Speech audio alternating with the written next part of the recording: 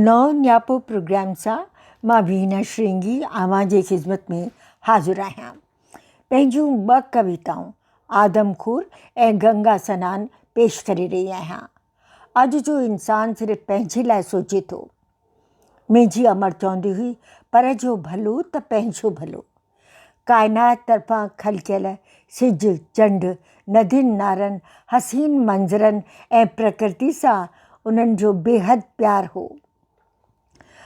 अॼु जो आदम धरतीअ खे गिरकाईंदो पियो वञे। सीमेंट ऐं कॉन्क्रीट जो जंगल निबातात खे गिरकाए रहियो आहे। दिल्लीअ में असांजे घर में अमड़ अबे अंब ऐं ॼमूं जो वण ऐं ॿिया ॿूटा पोखे सुहिणी सौगात घर जे भातियुनि खे ॾेई विया आहिनि। इंसान वण टिण पटे अॼु जो नाश करे रहियो आहे। इंसान साफ़ सुथरी हवा खां उहो पाण खे महरूम करे रहियो आहे। कुदरत तरफ़ां अता कयल परमात्मा जे सौगात खे तबाह व बर्बाद करे रहियो आहे। पंहिंजी पहिरीं कविता जंहिंजो उनवान आहे आदमखोर, उहा पेश करे रही आहियां। जंहिं जंहिं इंसाननि खे पनाह ॾिनी, जंहिं जंहिं इंसाननि खे पनाह ॾिनी, तंहिं तंहिंखे इन तबाह कयो। जंहिं जंहिं इंसाननि खे पनाह ॾिनी, तंहिं तंहिंखे इन तबाह कयो। वण टिण वढे कटे नाश करे रहियो आहे। वण टिण वढे कटे नाश करे रहियो आहे। बाग़ बग़ीचनि नदियुनि नारनि जे तबाही जो करे रहियो आहे सामान तयारु। वण टिण वढे कटे नाश करे रहियो आहे।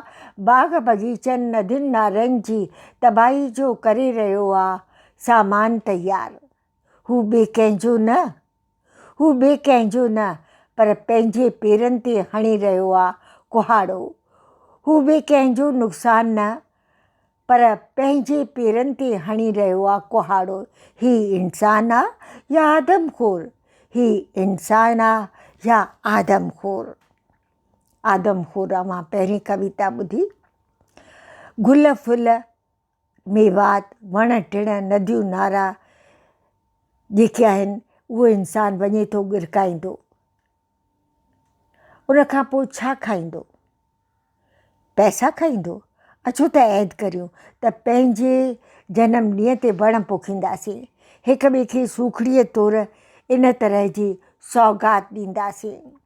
प्रकृति सां प्यारु कंदासीं, पंहिंजे धरतीअ सां प्यारु कंदासीं। ऐं ॿी कविता जेका आहे गंगा सनानु उनवान आहे। गंगा में गोता लॻाइण सां पाप वञनि धोपिजी।